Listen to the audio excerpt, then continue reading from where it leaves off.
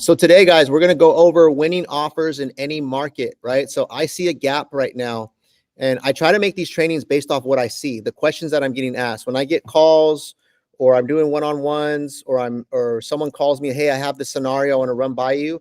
I take those real life things and then I do training on those, because if one person's asking it, I'm sure the other people are thinking it as well. And so it's going to help us if we're talking about things that are actually happening today. I try not to talk too much about theory, right? Like hypothetical stuff like that. I try to make it real world, so you're getting training in real time, right? That's the goal. So today is going to be winning offers in any market, right? So right now, what I'm noticing is we're like in a funky market right now, right? Like there's some areas that are really hot where you're getting multiple offers and properties are selling in a week or less. And then there's some areas where, homes are sitting on the market a little bit longer, right? Or some areas where they have no offers or prices are being reduced. It just depends on the property and the area. And so how do you approach those different situations, right? Because it's not a one size fits all.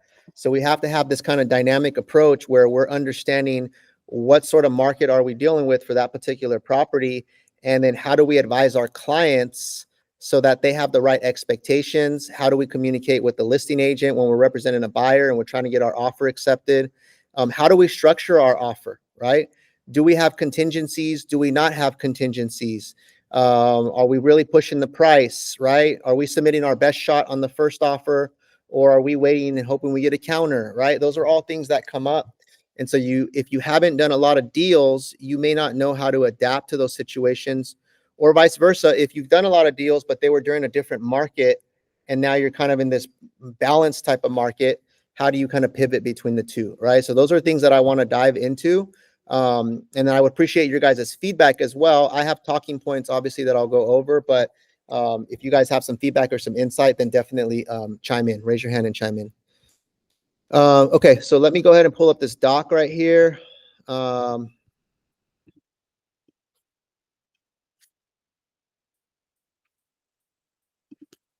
Zoom in a little bit. Okay, so winning offers in any market, right? So how to structure, negotiate, and position your buyers to win. So the purpose of this training, like I said, a lot of newer agents, not just newer agents, just a lot of agents in general, are sometimes losing deals, not because their buyers are weak, but because their strategy is weak, right? And so today is about learning how to think like a strong negotiator and structure offers that actually win, right? So what I want to talk about right now, and we can open up this conversation, is competitive versus non-competitive markets or properties, right? What do we do in competitive situations, and what do we do when it's not that competitive, right? So some of the key points, and then I want some of your guys' feedback, is what I noticed when you have a property that has a lot of interest, right? It's in Cupertino, it's in Sunnyvale, it's in some of these areas in Fremont, Los Altos, or any of these areas where there's just a lot, there's multiple offers, there's low inventory, and there's strong demand. We have to realize that in those situations, the price obviously is going to be important, but certainty is really important to the seller at that point, right? Because if they're getting a lot of offers, think about it this way. If I have 5 offers on my property, I'm not so worried about my property selling or not.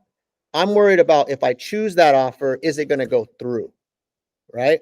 Assuming that the price is competitive, right? So certainty is going to be important to your seller in that situation, right? And so the key levers that are going to dictate whether you can create more certainty with your sellers is going to be the price, obviously, right? Bottom line is important to everybody. The terms are extremely important. Do you have contingencies? Are you asking for credits? All these different things. Speed, right? If I do choose your offer, how quickly can you get that offer done? How quickly can you close a deal? And then simplicity, right? Am I making it easy for the seller to choose my offer, right? Versus, do I have all these special terms and credits and contingencies and all these things that I'm asking for, repairs and all that? That doesn't make it simple and easy for the seller to choose your offer, right? So those are things that we need to adjust on. Versus in a non-competitive situation, let's say you have an property that's been sitting on the market. It's been sitting on the market. It's been 30 days, 60 days. They've dropped the price. longer days on market, not getting a lot of showings. A seller's motivated, right? If they're still on the market or they're dropping their price, that means they're motivated. Your goal right there is, how do I create leverage for my buyer? So you're switching hats, right? You're switching from like, how do I create certainty for the seller, to now, how do I create leverage for my buyer? Because I can in this situation, right? And so some of your key levers are going to be credits, right? Whether it's for inspections or repairs, whether it's for closing costs, contingencies, right? Having contingencies in place, because that protects your buyer, and you can do that if in the non-competitive situation. And then if you're asking for repairs, well, in this situation, you might be able to get away with that, right? So I want you guys to just understand the key differences between competitive and non-competitive, and what your angle needs to be, or what your approach needs to be when you're submitting your offer, right? So let's open this up a little bit, this part of it right here. Who has noticed this and maybe has an example of where they've seen either one of these situations, a competitive situation or a non-competitive situation, and how did that affect the ultimate outcome? Anybody have anything? Any buyers that they've gotten into contract or closed the deal with, where you've either been in a competitive or non-competitive situation? What were some of the key things that stood out? If it's competitive, they usually ask for no contingencies in order to close the deal, and all cash, or if anything, short contingencies. Do you have a specific example, like on one of your deals? What about your house? Your house that you bought? That's right. What was that situation? It was listed for 2 million, and they were negotiating for 1.7 instead, but they did a price reduction, and then we were negotiating for like 1.6, and they wouldn't budge, but they were not getting any offers at that time. So we're like, okay, well, we can go as far as 1.64, but it took us like a couple months to actually get there. And they weren't willing to credit me as my own agent or representative, and I had to use Enrique. Yeah. So in that situation, right, that was the first house, right? Oh, First one you put the first one? Oh, well, on road, is that what the one you're talking about with the problems? what was the first one we put an offer on, where it had like some foundation or like settling or soil issues? Oh, yeah. I put an offer on, and they wouldn't budge because there needed to be some repairs done for structural issues, basically erosion, and it was going to be 200,000, but it wasn't disclosed. We requested for it, but there was no budging in between. So we pulled out, and then they ended up putting it off market. Okay. Yeah. So in that situation, because the property had been on the market for a little while, we were able to submit an offer below the asking price. And we were in the process of trying to negotiate terms, but we ultimately couldn't come to an agreement just because the gap was too big, right? There was too many repairs that needed to happen. But I would say that situation was a little bit of a non-competitive situation, where there wasn't a bunch of offers. So the seller was willing to budge on the price. They just weren't willing to budge on some of the credits ultimately. Who has a flip side? Who has a really competitive situation where you competed against a bunch of offers? What did it take to make your offer win? Mark, talk to me. I'd say the one where I represented the buyer, I hosted an open house for another agent. I met an unrepresented buyer at the open house. Because I was hosting those open houses, I knew how many buyers came through. There was hundreds through like the first 2 weekends, probably 100 people each weekend. They ended up getting, I think, over 20 offers on the property. But because I had hosted the open house for the agent and I had a relationship with that agent, she kind of told me where we need to be in terms of price, what types of terms we needed to get our offer accepted. And then when counters came around, she kind of gave us some hints as to where we needed to be to get our, she obviously wanted my offer to be accepted because I helped her with the open house and we have that relationship. So, knowing the agent and knowing how to communicate to your client that we need to be very competitive in that situation if you want the house. Okay. And ultimately you had to be the best price, I'm assuming, right? You had to beat out the other ones. Yeah, no Did you have contingencies. no contingencies, quick close, short EMD, like next day, everything in order to be the top offer. And my clients even tried to fight a few things and ask for credits and stuff like that. And I told them our offer is only like 10,000 higher than the offer behind us. So if we change anything, we're going to lose the house. There you go. Okay. So that's a good representation of two different scenarios right there. Blanca, what do you got? No, that was great. I feel that Mark really positioned his being just straightforward. I think that if you give your buyers that knowledge, that insight, and allow them to make that decision, it's what's really going to set yourself apart. Yeah. One thing that Absolutely. stands out to me in Mark's scenario, guys, is that there's a lot of like the contract, you can put those terms non-contingent, shorten the length of the terms of those things. But one thing that really stood out to me is the relationship he had with the listing agent. Right now, obviously, Mark, hosted that open house, but I think that's a big takeaway for me is that when you got to try and build a relationship with the listing agent somehow, right? Some type of common ground, because the rest are the terms, right? But if you build some type of relationship, and I've noticed Enrique has done this before, when he's received offers, and even if there's an agent that just keeps calling him, trying to build that relationship, Enrique will lean towards that agent and try to coach him on what he needs to do to put the exact terms so that they may be able to have the best shot, right? So that really stands out to me, Mark, that you had that connection with that agent. Yeah, and that's part. We'll go through that in a minute on how to build a better relationship with the agent. That's going to be part of this as well. But those are great points you guys bring up. So how to structure an offer, right? Which we kind of already alluded to by your guys' examples. So in competitive situations, right? Stronger price. Obviously, you got to be the most competitive price. Like Mark said, he beat out the top offer by 10,000 more. A larger deposit, right? You don't have to have only 3% deposit. I know 3% deposit is kind of like customary, but there's no rule against that. There's no rule on having 5% deposit or 6%, right? To show that you're more serious about buying this house, especially when there's a bunch of offers, right? If everybody else has 3% and you have 5%, you automatically are going to look stronger, right? Because remember, the seller's going to see your offer, and if they see, oh, look, like this is a big deposit, right? That can stand out and make the difference. Shorter contingency timelines or no contingencies, right? If it's safe. Flexible close date. This is where you have to understand, what does the seller need, right? Do they need a short close? Do they need a longer close? Short close is not always the answer. It's what does the seller need, right? And so you got to find that out. Clean offers with minimal credits, minimal things, right? Like in Mark's situation, they weren't going to ask for credits. That helped them. And then obviously your proof of funds and a strong lender pre-approval, and having the lender get involved, which we'll talk about in a second, right? In your competitive situations, right? And so I guess what would we consider competitive, guys? What do you think when would you consider a property having a competitive situation?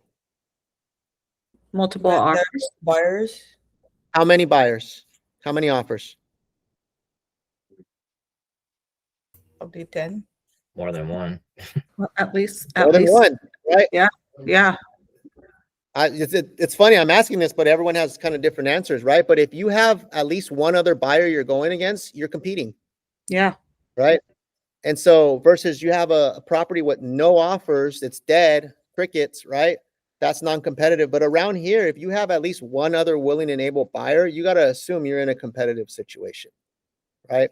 So don't think like, oh, there's only one offer, like we're gonna beat them. You can't think that, right? As soon as you know there's another offer, you gotta act as if, right? Act as if there's 5 offers, right?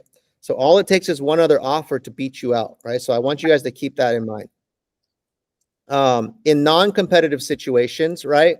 You can start strong on your price, but not shooting your highest and best shot, right? Like if you know there's no offers, does it make sense to go to your maximum price for that house? Probably not, right?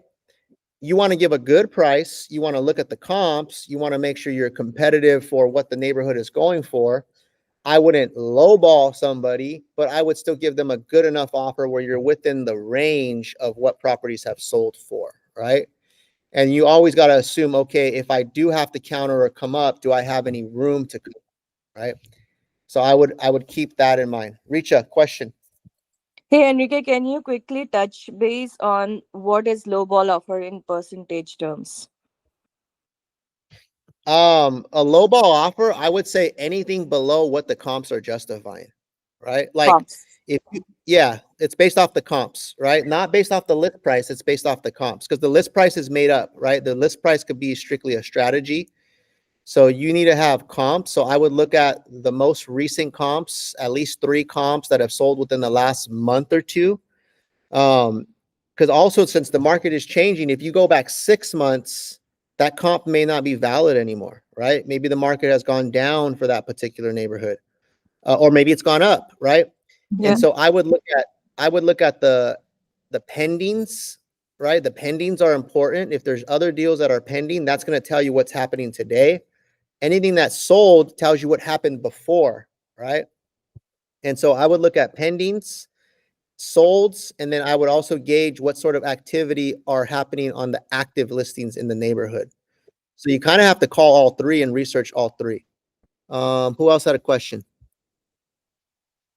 Oh, Chris, what you got? Hey guys, can you hear me? Yep. Okay. So, I as an agent understand this whole topic of, how's the market competitive versus non-competitive. The trouble I'm having currently is that I'm explaining all of this to my current buyer. And I did exactly what you just said about the lowball offer. We were going to write an offer on a property and I researched the comps and I found the comps and I presented this to my buyer. But my buyer is, I don't want to say stubborn, but he is trying to get a very aggressive deal. And I'm explaining to him that in our current market right now, and the property that he liked, the aggressive offer is most likely not going to work out for him.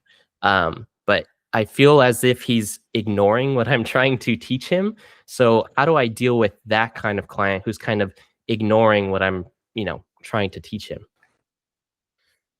That's a great question. I have some ideas, but who else has some ideas on how to, any advice? John. Sometimes you have to let them fail once or twice to kind of get their nose bloodied to learn a lesson. I mean, it sucks, especially if you find like the perfect house, but sometimes, they learn the hard way. Yeah. Yeah. So I go back to the old analogy of, remember when you were little and your parents told you don't do something, right? And you still did it anyways. And then you had to go fail or get in trouble. And then you realize later, okay, maybe I got to learn my lesson. That's kind of what it is sometimes with buyers, guys. Is sometimes they have an idea of what they think is going to happen. And you have to let them do that. And then let them fail so that they can learn from that situation. But I would not do that unless I have an agreement or understanding about our strategy. So this is what I would say. I would say, Chris, pretend you're the buyer. So Chris, hey, I totally understand and respect that you want to come in with a below market offer or you want to offer significantly under the list price. And I don't think that's the best strategy because at the end of the day, we want to win the property. But I can respect you trying to get the best deal. So why don't we do this, right? Because I think it's important that you learn how the market is working right now. And the only way you're going to learn is by going out there and shooting your shot, right? So what I would be willing to do with you is let's go ahead and try that approach. I don't think you should do that. I'm not advising you to do that. I advise you to look at the comps and make an offer based off the comps. But I am all for helping you figure this out. So why don't we go ahead and do that? And if that strategy doesn't work, then you will now agree to use my strategy. Is that fair? And so I would do that before I submit the offer, guys, because I need to know like, hey, I'm down to help you out and try to get a deal, but if that's not working, we're going to adjust the strategy. And if we can't agree on that, then we might as well part ways right now because, I'm not just the door opener, right? I'm not just the order taker, right? Hey, the reason you're hiring me is because I'm going to position you to win, not just because I'm going to just shoot wild offers out, right? That's not who I am. We have 750 5-star reviews for a reason, because we tell our clients what they need to hear, not just what they want to hear. Can you respect that, Chris? And I would put it right back on them. And what's going to happen, guys, if you do it in that way and you show like your leadership and you show like, hey, I'm serious about this, two things are going to happen. They're either going to say, hey, well, I'm going to go elsewhere. Hey, that's cool. I'd rather cut you right now than show you all these properties and you waste my time. Or they're going to go, man, I hired the right guy. And then sometimes they'll change their tone. So you're going to get the answer you want either way by doing that. But I would not don't be scared to lose a client. That's the biggest thing, right? Detach yourself from the outcome. Tell clients what they need to hear. And the right ones will gravitate towards you and the wrong ones will move away, right? That's how you got to approach your business. Enrique, just because I know the client that Chris is talking about, I think that's the approach I would definitely try with him, Chris, because I've had conversations, those tough conversations with them in regards to the financing side.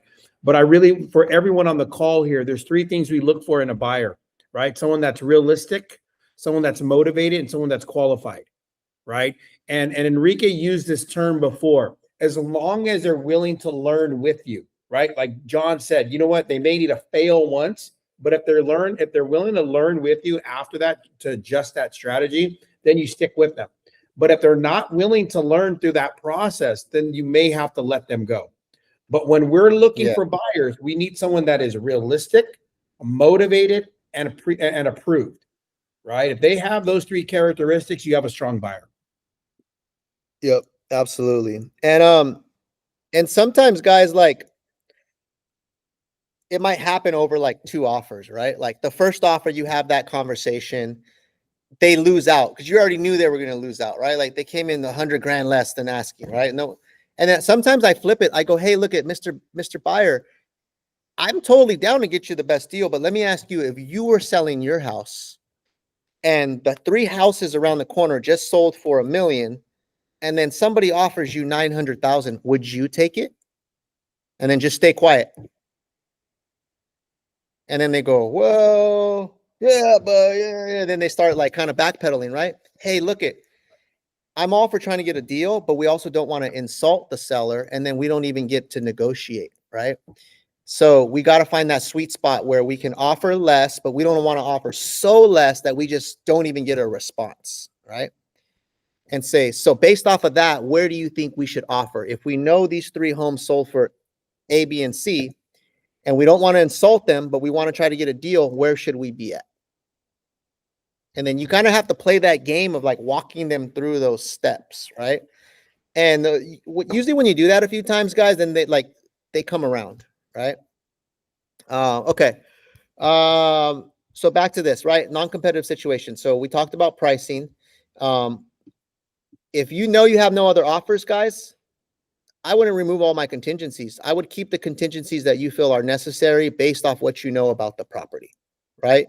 If you think the value is there and that's not a big deal, it's okay to remove your appraisal contingency as long as there's comps to support it, client understands it. If they've looked at the inspection and everything's clean, you walk the property, they're comfortable with it, you don't need to have a contingency. But if there's things on there that they're not sure of, then have a contingency, right?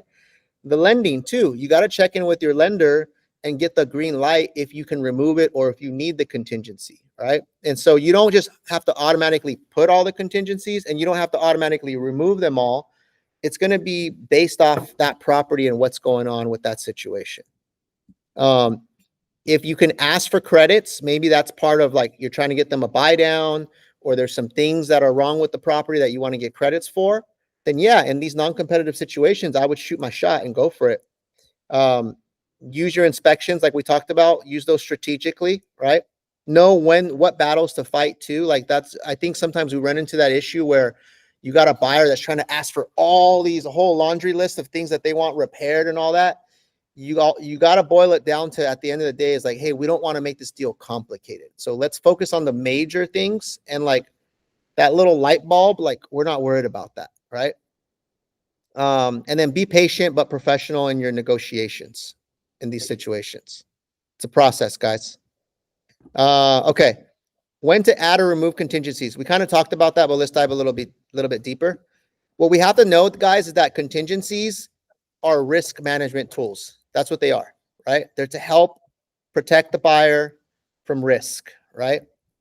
And so you want to remove them faster when the buyer has strong reserves. If the buyer has a lot of reserves, extra money in the bank, they can, come in with more cash if they need to.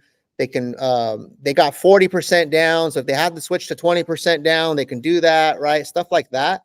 Then you can consider removing, some of those contingencies there with like appraisal or the loan contingency. If the property inspection is clean, there's no major red flags, right? And we can talk about this. What are some of the red flags that you want to, where you would decide whether or not to keep the contingency on a property? Let's talk about that. I think that's important. Section 1. Section 1. Active, What else? Yeah. Foundation. Foundation, right? Big ticket items, guys, right? What else? What's a big ticket item that you'd have to? Roof, The Roof. roof, right? plumbing, Foundation, plumbing, roof, electrical, right? And major Vertical electric. wall cracks. What was that last one? Vertical wall cracks. Vertical wall cracks, right? Foundation, right?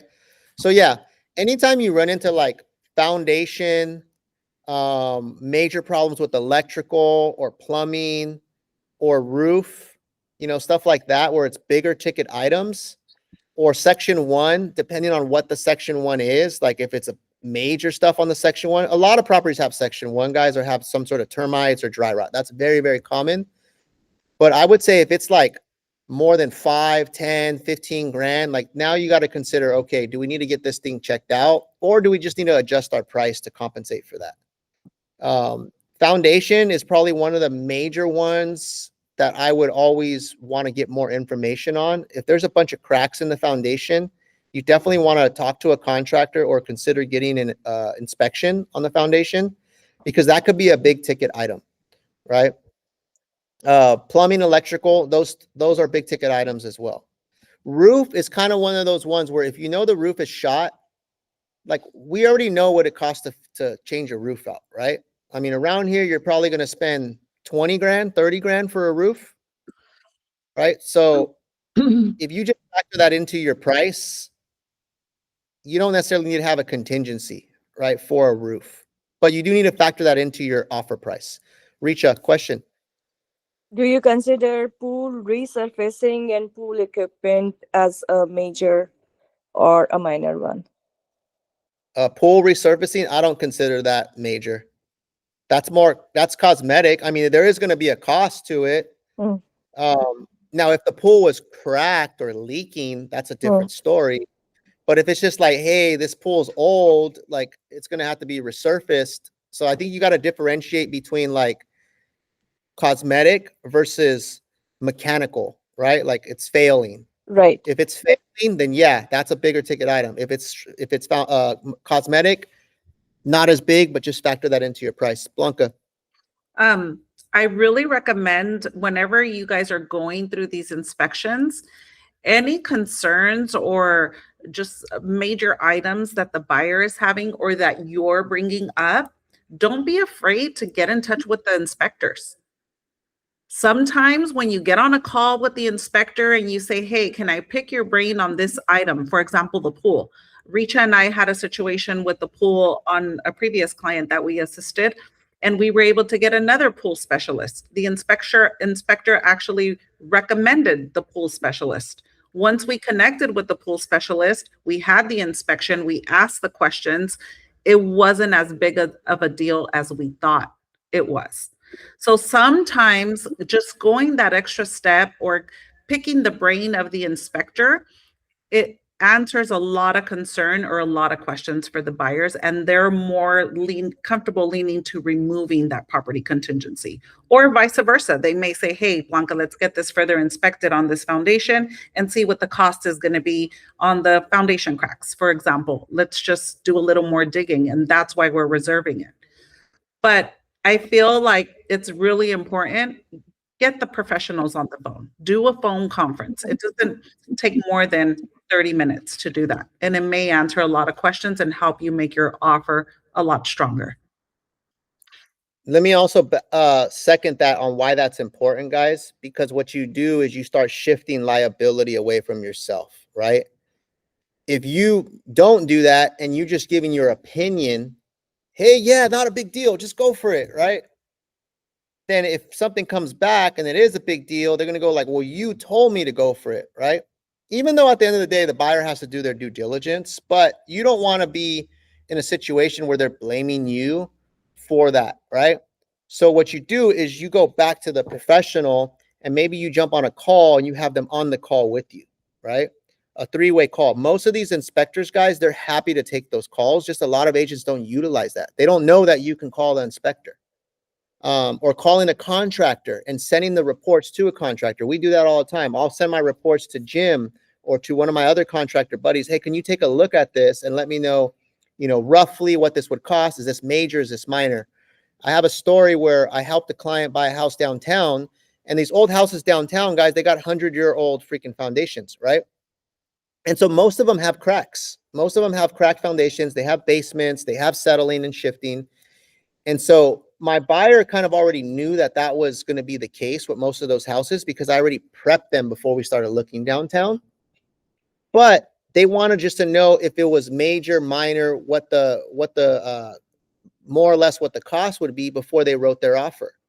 And so I sent the reports to my buddy who's a contractor, got some feedback from him. He gave us a rough idea, and then they were able to move forward without the inspection contingency. They still opted to do a foundation inspection for their own knowledge and to kind of think about what they wanted to do for the future. But they already knew, okay, we're going to have to do something. We don't have to do something now, but there's going to be some sort of cost. We're factoring that into our price, right? And so if I wouldn't have done that, they may have just skipped that property and we would have never got the deal closed, right? We would never got them in contract. So that's a situation where we use the contractor and the inspector to help guide them on how to submit their offer. Okay. So removing contingencies, right? Back when you should remove contingencies. If the financing is solid or it's fully underwritten or you've had a thorough conversation, yes, being recorded. You've had a thorough conversation with your lender and you get the green light that it's okay to remove the contingencies, right? There's some situations where Jason or Steve's working on the deal and we call them and they're like, yeah, on this one, we need a contingency, right? Because they're self-employed. There's certain things it's not a straightforward deal, or they got a little hiccup on their credit.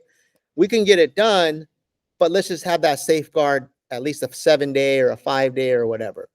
Or there's some where the lenders will be like, nope, everything's pretty straightforward. It's clean. Remove the contingencies. They can get approved at any bank, right?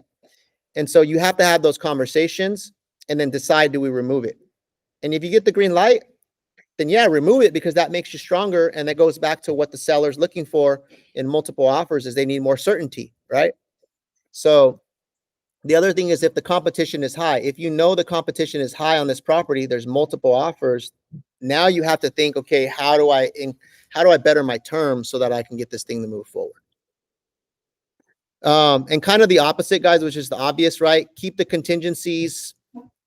If you know your buyer is stretching financially, like they're pushing the top of their budget, they're maxing out all their reserves for their down payment just to try to get this property, you're going to want to have some sort of contingency there, right? Whether it's appraisal or loan, because if let's say it doesn't appraise and they have no more money to come out of pocket, they're in a bad spot, right? If the property condition is certain, right? Maybe there's things that they're not comfortable with. Maybe like we said, plumbing, electrical, or foundation, and it's to be determined still. We still don't know everything. Then you might want to keep a contingency so you can have a professional go out there. Even if it's a short contingency, even if it's like a 3-day or a 5-day, enough time to get the inspector on the phone or enough time to get a contractor out there. That still works. If their lending situation is complex, like we said, right? Like there's more than 2 borrowers, co-signers, credit is iffy, stuff like that. You want to keep a financing contingency. If the market leverage is on your side, right? It's a buyer's market, or on this property, there's no offers, anything like that, then why present more risk to my buyer if I don't need to? Then you can keep some contingencies. So you want to teach these buyers that removing contingencies increases risk, but it also increases competitiveness, right? So it's not necessarily it's a decision, right, on strategy. It's not just a default where we just automatically remove or add them. We got to think about what's the best strategy for this particular property. Okay, I know I'm saying a lot, guys. Questions? Any questions you guys have so far? One thing I like to add when we're doing the contingencies, I always like to let the buyer know that they're fully in control, right? Like, we're going to go ahead and give them the information, but ultimately they're in control. And then also it's a case by case basis, right? We're going to look at that particular property, look at that particular neighborhood, those inspections and disclosures, and decide which contingencies that we're going to be using. Yep, most definitely, guys. How to make your offer stronger without just raising the price. We kind of already talked about this, right? But just to reiterate, deposit is something we can mess with. Inspection timeline, flexible close of escrow, or flexible possession date if they need a rent back, anything like that. Removing any repair requests, right? Being personal and professional with the listing agent, that helps make your offer stronger. That has nothing to do with the price, but how you conduct yourself with the other agent positions you to have a stronger offer, because an agent usually would rather work with another agent that they have a great relationship with. If you're an a-hole and you're not being nice and you're rude and you're not courteous or professional, they're not going to be rooting for you guys to get that offer accepted, especially if they have other offers, right? So you got to be careful on how you're showing up. Now, this one right here is extremely important, guys. Using a reputable and local lender, someone that you know. And I know we don't always have full control of this, but we do have influence, right? And we do have the ability to do our own due diligence and also try to create those relationships. So obviously, if they go with one of our in-house lenders or our preferred lenders, we already have that relationship. So it's a lot easier. So that's always preferred, because that helps the buyer win. Because if the lender is sitting, in the other office, I can go talk to them and walk in, and we can figure this thing out quicker. Or if it's another lender that you work with, that you already work with, maybe that's not here in our office, but you work with them a lot and you know how they work and you guys have that great relationship. They're going to take your calls late. They're going to answer early. They take a call on the weekend. That's important. That helps you win. So you got to stress that to the buyer. If the buyer brings their own lender and you've never heard of them or you've never worked with them, then before you even go out there and write offers, you need to make sure that you start building that relationship with that lender, because there's going to be a time when you got to pull them in to help you get this deal forward, right? So I wouldn't wait until you're submitting an offer to start figuring out who their lender is, right? That has to happen when you first meet them and when you first consult them. Right. So these are all these things are going to give you strength, which equals confidence and certainty when you're submitting their offer. Okay. The last part of this, guys, is we got about 15 minutes left. It's the dialogue with the listing agent, right?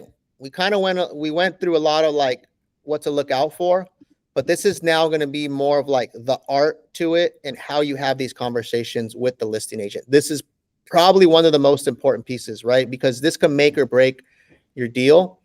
If everything else is going well, your offer's good, your terms are good, but there's another agent that is tight with that listing agent and they're able to figure things out, they can just come in front of you and swoop and get their offer to the front of the line, basically, right?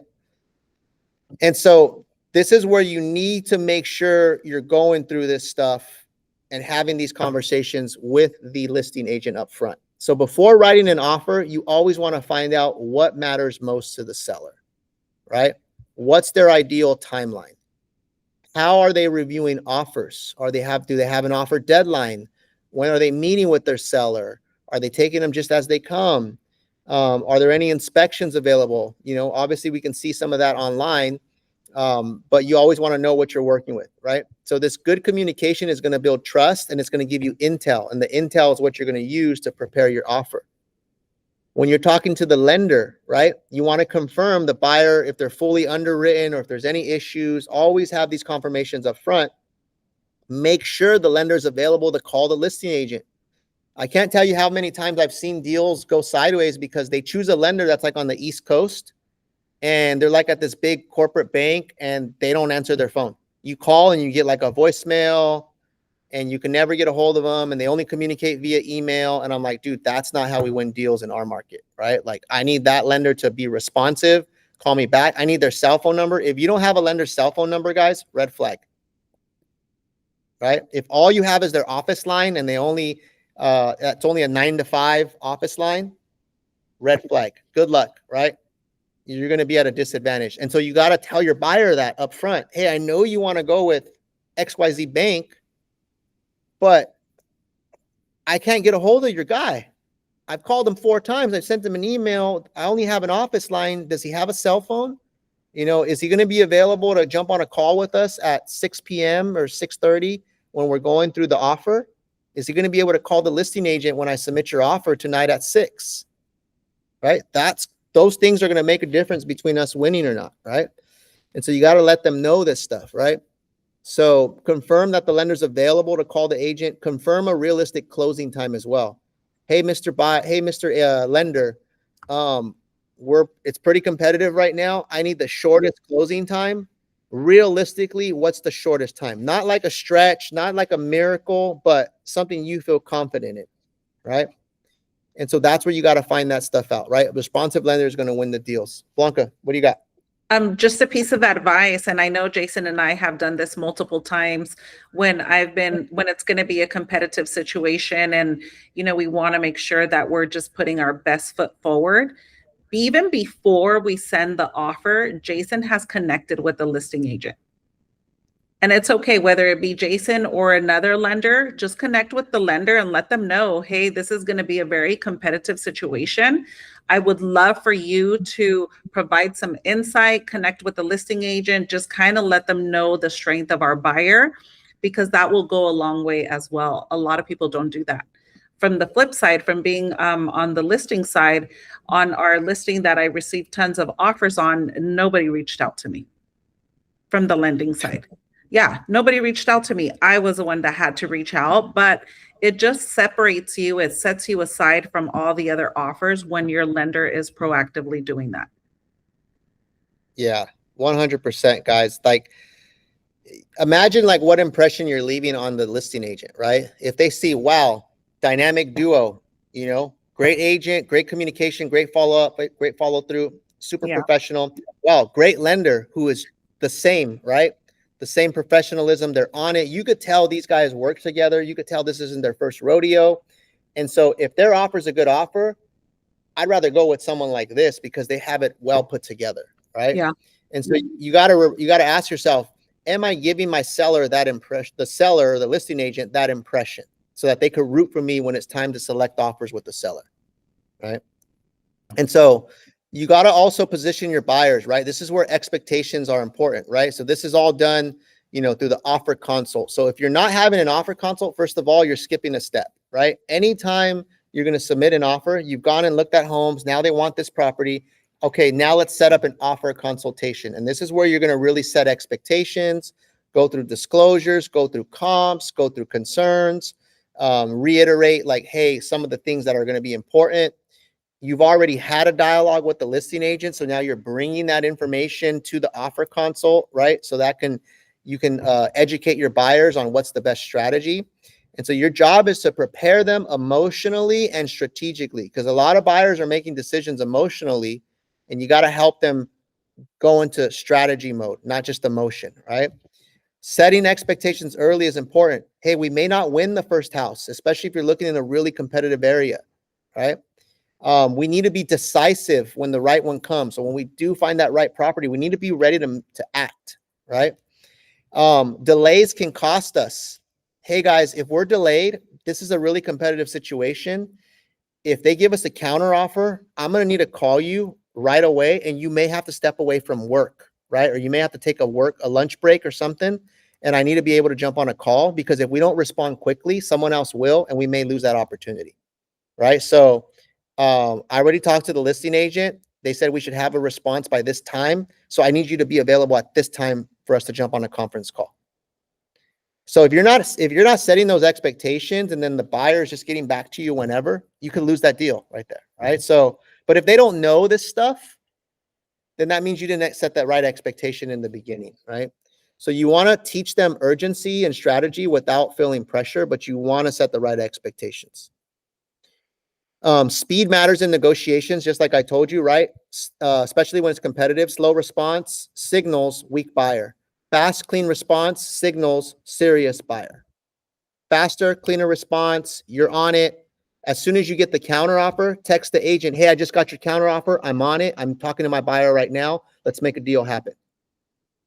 Send that text to the agent as soon as you receive the counter offer. Now they know, okay, hey, look, this guy's on it, right? You got to tell buyers up front, when we're in negotiations, we need decisions quickly. That's part of how we're going to win, right? So let's skip to the role play part, guys. I have a last little closing part that I want to do as far as role play. And so I need a volunteer to role play this last part. We're going to role play calling the listing agent. The script's already here, so you just have to read the script, right? Who would like to volunteer on this?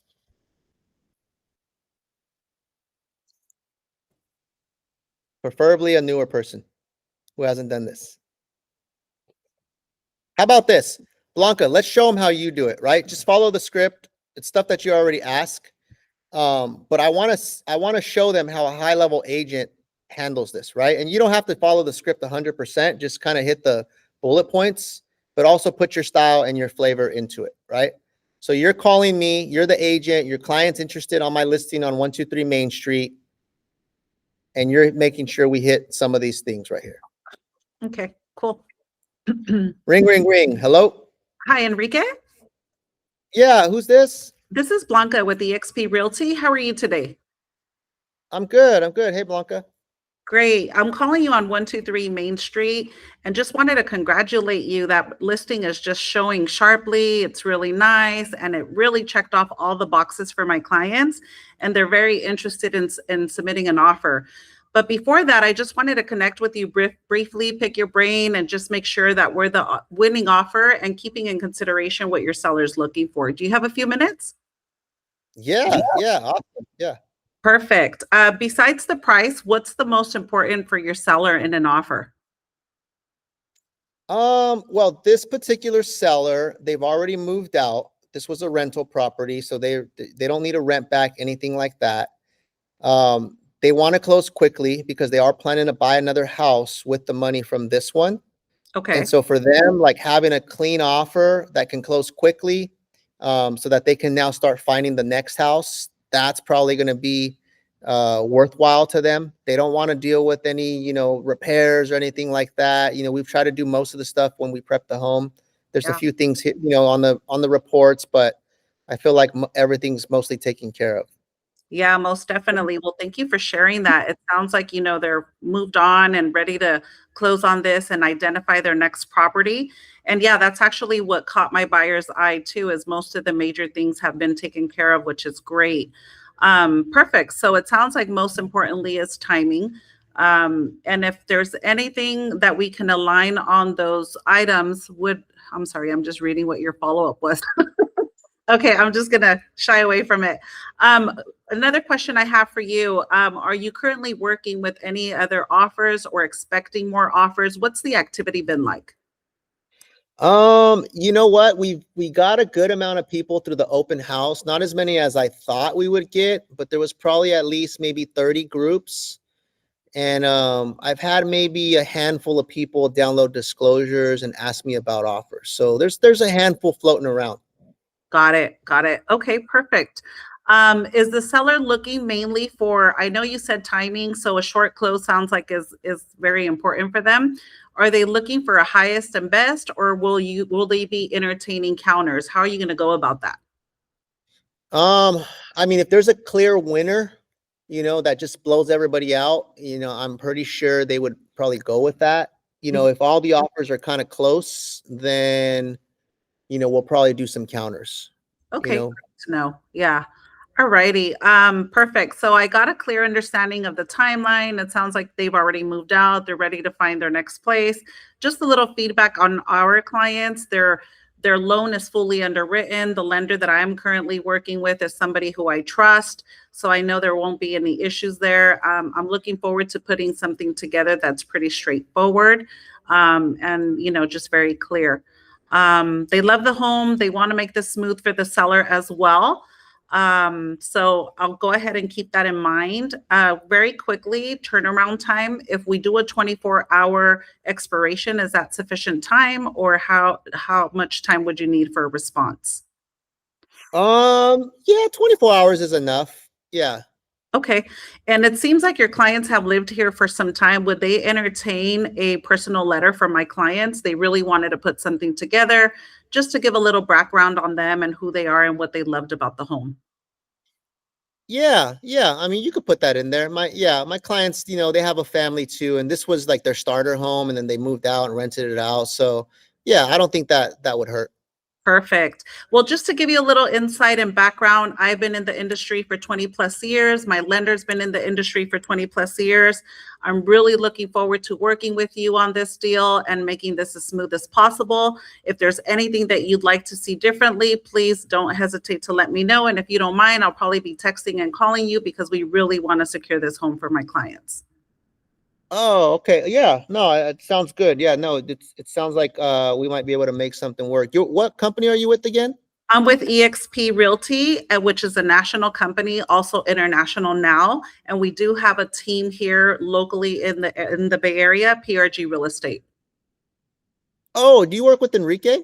I do. I actually do work with Enrique. He's my boss, and he's also my son. Oh, okay, okay. Yeah, no, I know Enrique. We did like a panel like years ago. We were on this mastermind thing. Yeah, yeah, he's a cool guy. I get his emails. Awesome. Yeah, I'm going to be sure to let him know. And as you probably know him well, and I'm part of the team. I'm one of the senior agents here, so I'm excited to be working with you on this deal. Okay. All right, right on, Blanco. Yeah, send the offer over. Let's take a look at it. Okay, perfect. Thanks a bunch. All right. Bye-bye. Bye. Why did I say that? Does that happen sometimes, guys? It does. It does, Yeah. right? So I said that to be funny, but also because that does happen, right? Like I'm sending stuff all the time to agents. So I purposely do that so people can know who we are, right? So when you can leverage like we're part of the team, or hey, or even like drop a name, right? If you drop a name, sometimes they might get my emails. They might not know me personally, but they've seen my emails or they've seen some of our posts on social media. And so sometimes you can use that to your advantage, right? Very true, guys, on the buy side and also on the listing side.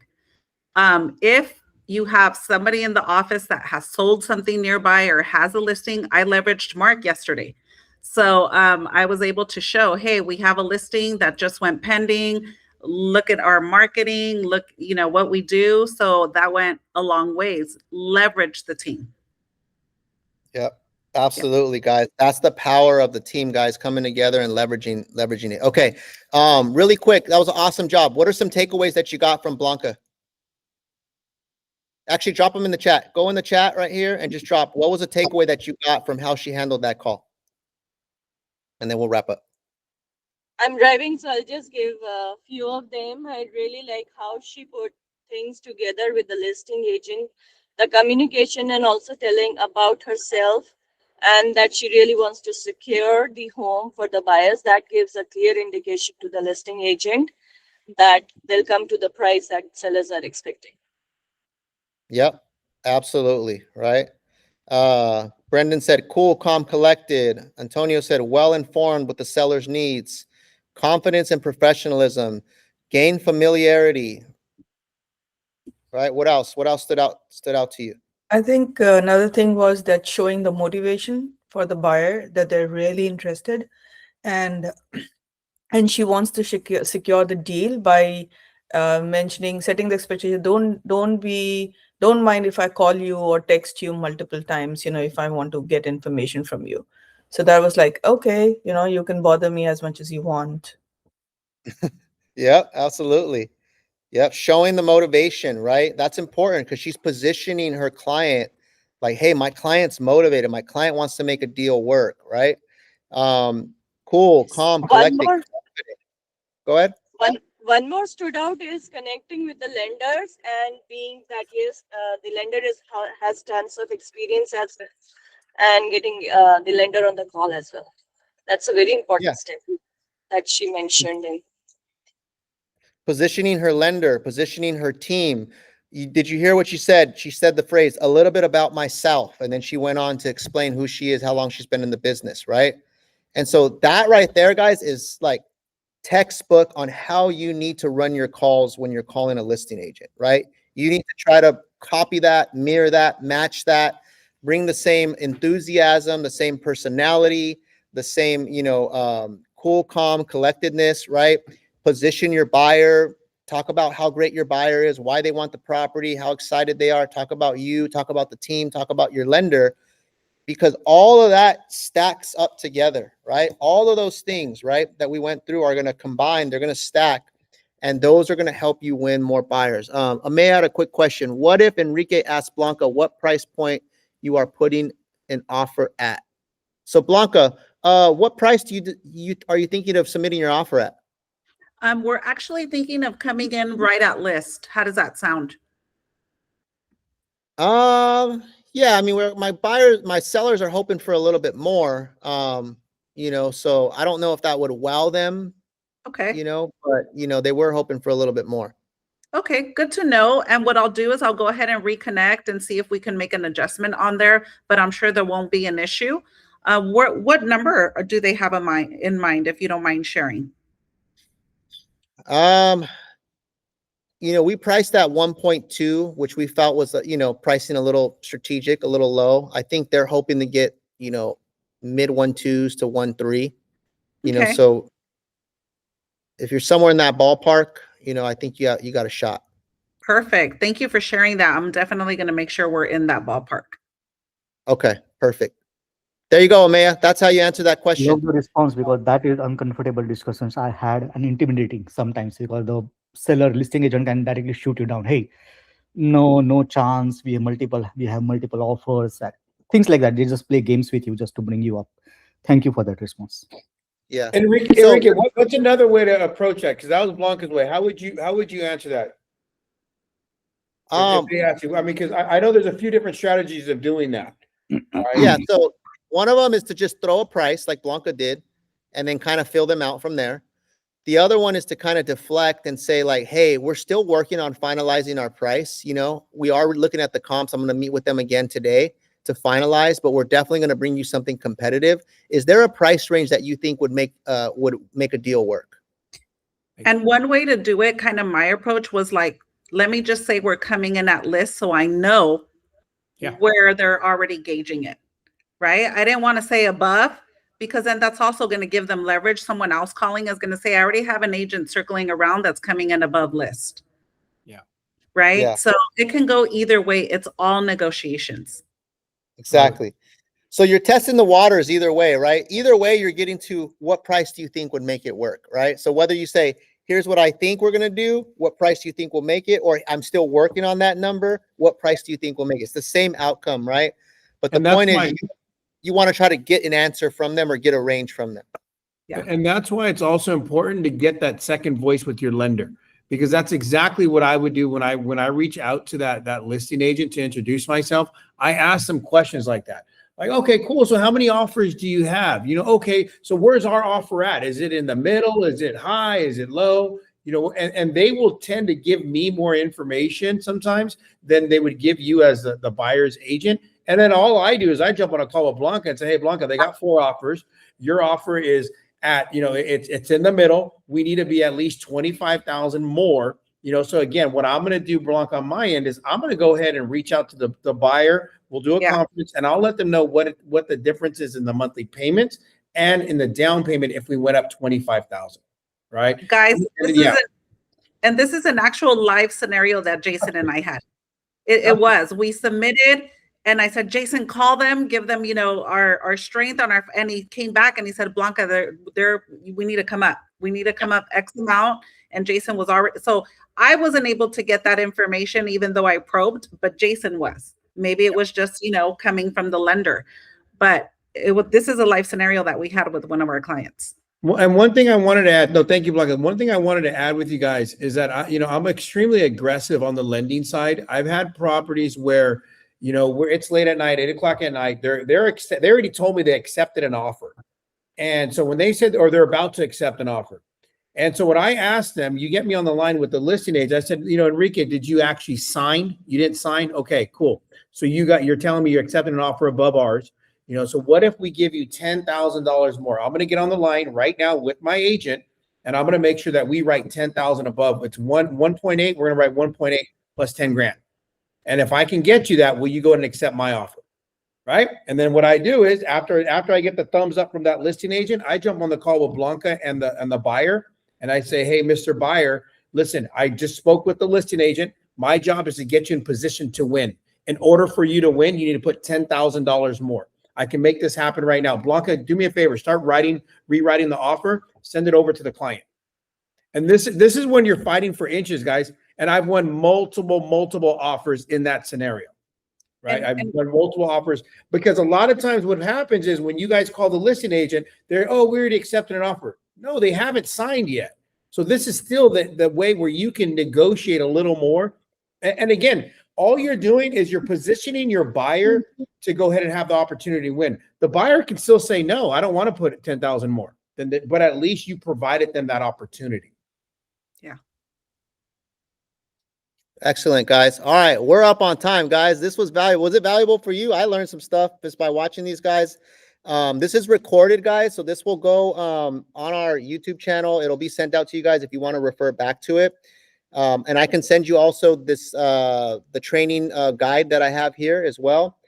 But if you want to win, guys, like these are the things you got to do. And if you don't feel confident, here's the other thing, right? Some of us are newer. If you don't feel confident that you can do this or execute this at a high level, it's much better for you to partner with someone who can, so that you can win and you can see it in action, right? And then now you gain that experience and now you can use that going forward, right? And so we're all for people like learning and trying on their own, but we also got to win. We want to put points on the board, right? So leverage the people, guys, leverage the resources. And if you have scenarios, run them by me, guys, and we'll help you win. All right. We'll see you later, guys. Thank you.